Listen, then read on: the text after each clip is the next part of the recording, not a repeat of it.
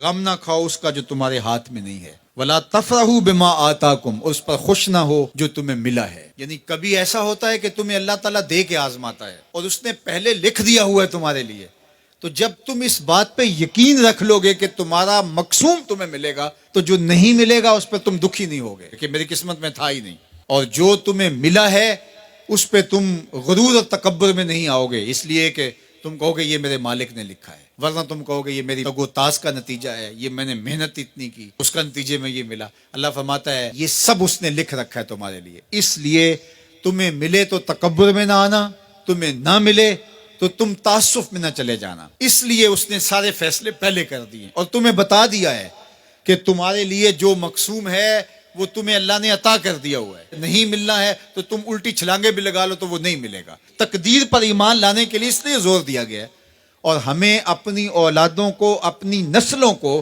یہ چیز راسخ کرنی چاہیے کہ تقدیر پہ ایمان لائیں۔ اگر ہم اس میں کامیاب ہو جاتے ہیں تو وہ پریشان نہیں ہوں گے، دکھی نہیں ہوں گے، ٹینشن میں مبتلا نہیں ہوں گے۔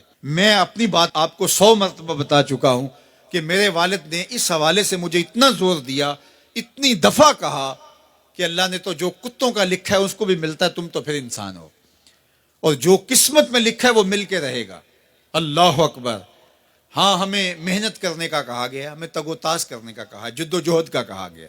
شیخ سعدی فرماتے ہیں کہ ایک بندہ جا رہا تھا تو اس نے دیکھا کہ ایک شیر شکار کر رہا ہے، تو وہ ایک سمت ہو کے بیٹھ گیا۔ ایک لومڑی تھی جس کے پاؤں بھی نہیں تھے، ہاتھ بھی نہیں تھے، تو دل میں سوچا کہ مالک تو اس کو کیسے رزق دیتا ہوگا۔ تو شیر آیا، اس نے شکار کیا اور اچھا اچھا کھا لیا اور پس خوردہ چھوڑ کے چلا گیا۔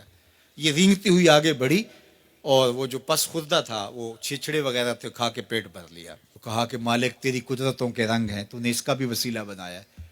تو وہ کسی کام پہ جا رہا تھا، کاروبار کرنے جا رہا تھا، اس نے کہا مجھے کیا مصیبت ہے، جب لومڑی کو دیتا ہے تو مجھے نہیں دے گا۔ تو وہ آ کے بیٹھ گیا، گھر آ کے بیٹھ گیا کہ میں نہیں جو ہے وہ کہیں جاتا۔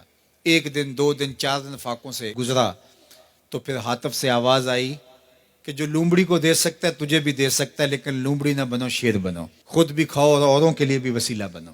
ہمیں ترغیب دی گئی ہے، باقی جو ہمارے مقدر کا ہے وہ ہمیں ملے گا، ہر صورت میں ملے گا۔ تو اپنی نسلوں کے سینوں میں یہ چیز راسخ کرو، اور یہ راسخ تبھی ہوگی ہمارے سینے میں راسخ ہوگی۔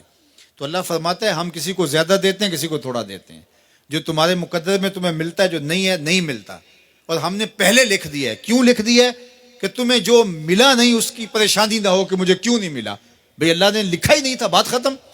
اور جو ملا ہے اس پہ تم غرور میں نہ آ جاؤ کہ یہ مجھے ملا ہے، بھی اللہ نے تمہاری قسمت میں لکھا تھا، اس میں تمہارا کیا کمال ہے، اس نے لکھ دیا تھا لہٰذا مل گیا، اس میں غرور اور تکبر میں نہ آؤ۔ تو اللہ جل شانہ نے یہ ہمارے لیے خوبصورت نظام پیدا کر دیا ہے کہ اس کریم مالک نے، اس رحیم مالک نے ہمارے لیے سب کچھ لکھ دیا ہے۔ تو جو ملے اس پر اللہ کا شکر ہے، جو نہ ملے مالک تیری تقسیم ہے، اس پہ بھی راضی ہیں۔ مل گیا تو واہ واہ، نہ ملا تو پھر بھی واہ واہ، کوئی بات نہیں، مالک تیری کرم نوازی ہے، جس حال میں ہمیں رکھے اس حال میں ہم خوش ہیں۔ یہ اگر میرا اور آپ کا مزاج بن جاتا ہے تو زندگی سوکھی ہو جاتی ہے۔ تقدیر پر ایمان لانے کے ساتھ وہ انسان آسودہ ہو جاتا ہے۔